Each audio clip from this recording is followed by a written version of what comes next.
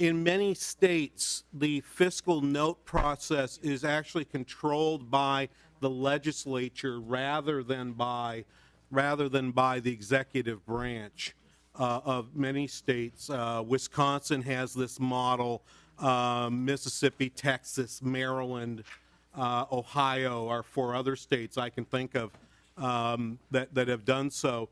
And so what this bill would do would be to say that the origin for coordinating fiscal notes would be moved from the current structure where we use MMB as the source for them, but primary responsibility for the production of fiscal notes would move to the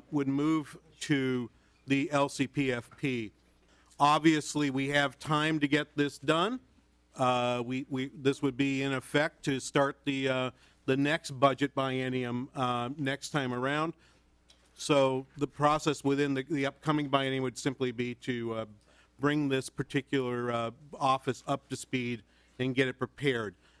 2 things to point out. I am not asking that we not have MMB have fiscal analysis. They certainly have the right and good reason to do their own fiscal analysis, and I don't think anything should be taken from this to say that they're not. I'm just trying to point out that this is a process that is done in other states.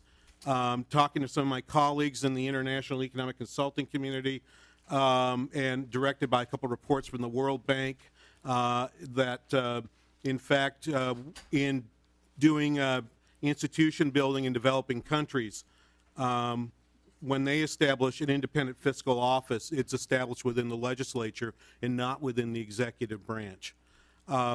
That's not to say that Minnesota is behind the time, but it seems like a current modern practice in institution building has been to have these offices within the legislature and have the legislature be responsible for it, and then to provide it with an independent structure. And to do so, I think, does have to mean that we change the structure of the LCPFP to be truly bipartisan with equal representation from both parties. And so that is the proposal that's before you.